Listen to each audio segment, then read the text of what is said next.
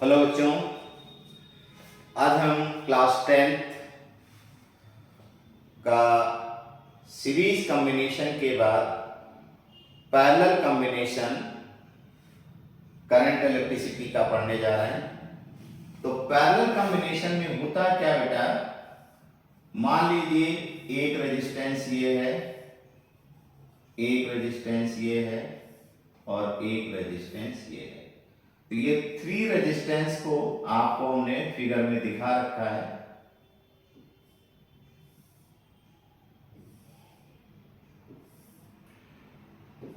इसको एक सपोज किया, इसको बी। इस रेजिस्टेंस की वैल्यू R1 ओम, इसकी R2 और इसकी R3। फाइनली ए और बी का कनेक्शन हमने एक सेल से कर रखा है। ये positive terminal and that is negative terminal. Okay class, तो हम लोग क्या देख रहे हैं कि सीरीज कॉम्बिनेशन के बाद जो पैरेलल कॉम्बिनेशन हमारा है, इसमें ईच रेजिस्टेंस के जो 1 टर्मिनल्स हैं सबको एक जगह रख रखा है ए पॉइंट पर, एंड सेकेंड टर्मिनल है उनको हमने बी पॉइंट से कनेक्ट कर रखा है। जैसा कि आप जानते हैं कि ईच रेजिस्टेंस के 2 एंड होते हैं, एक ये और एक ये। First end is connected with 1 point से A and second is with B. A and B को फाइनली हमने एक सेल से कनेक्ट कर रखा है, पॉजिटिव एंड नेगेटिव। तो करंट कहां से फ्लो करेगी, इसके पॉजिटिव टर्मिनल से। मान लीजिए I एम्पियर की करंट आ रही है, तो क्या हम देखेंगे यहां पर इसके 3 पार्ट हो जाएंगे, एक में I1 और एक में I2 और एक में I3। करंट का यहां ए से डिस्ट्रीब्यूशन हुआ।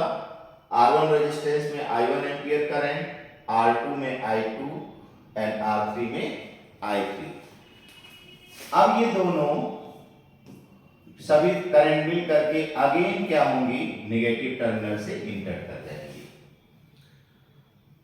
And each resistance A and B का कनेक्शन सेल के पॉजिटिव टर्मिनल से किया गया है, तो ईच रेजिस्टेंस के क्रॉस पोटेंशियल डिफरेंस भी क्या होगा, सेम होगा।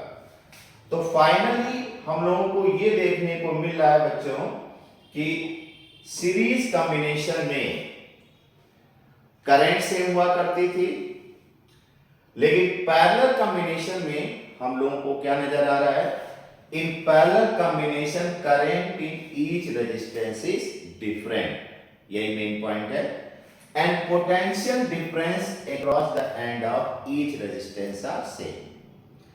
हमारा टारगेट है कि 3 रेजिस्टेंस जो पैरेलल है उनको रिप्लेस करके एक ऐसे रेजिस्टेंस को यूज करें जो तीनों की जगह वर्क कर सके।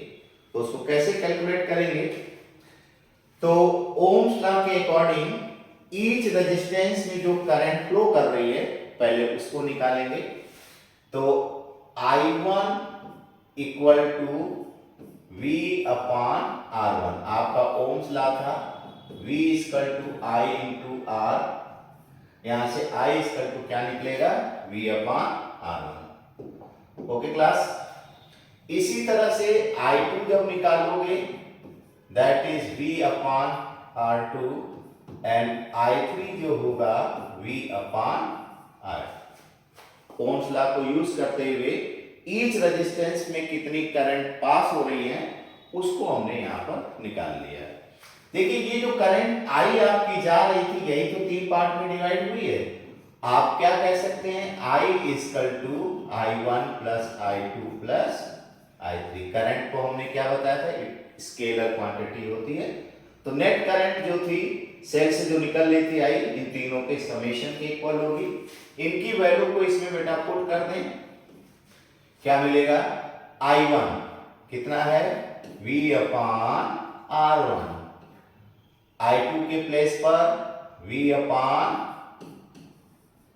R2 एंड I3 के प्लेस पर V अपॉन R3।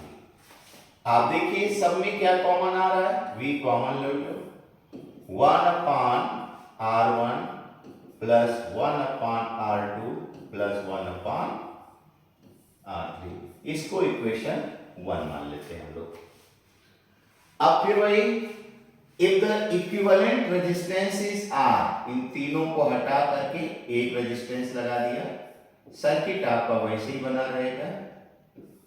ठीक है, ये पॉजिटिव नेगेटिव करंट ये I और पोटेंशियल डिफरेंस क्या होगा V। तो that I is equal to क्या होगा, फ्रॉम ओम्स लॉ के according V upon R, that is your second equation. अब इन दोनों इक्वेशनों को कंपेयर करेंगे from equation first and second, तो आपको क्या देखने को मिलेगा बेटा, V upon R that is equal to, V common में है, 1 upon R1 plus 1 upon R2 plus 1 upon R3। तो आप देखिए V से V कैंसिल हो जाएगा, 1 upon R equal to 1 upon R1 plus 1 upon R2 plus 1 upon R3। तो ये जो आपको रिजल्ट आया है that is parallel combination. Okay बच्चों, तो पैरेलल कॉम्बिनेशन का अगर कोई क्वेश्चन आता है रेजिस्टेंस आर इन पैरेलल, तो जो इक्विवेलेंट रेजिस्टेंस होती हैं सबका रेसिप्रोकल करके सम किया जाता है।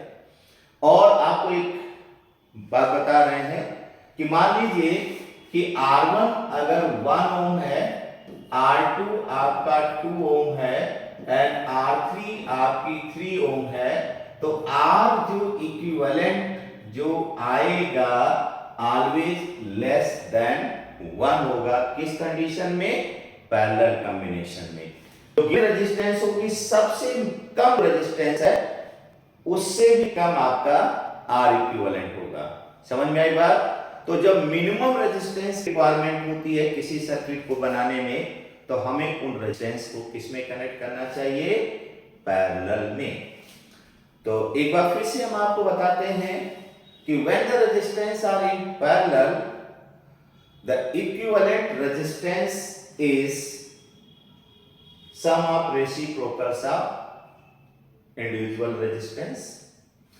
and key point क्या बताया था हमने आपको स्टार्टिंग में कि when the resistance are in parallel, current in each resistance is different but potential difference is same। इसी कॉन्सेप्ट को याद रखते हुए बच्चों हम लोग न्यूमेरिकल करेंगे। ओके बच्चों।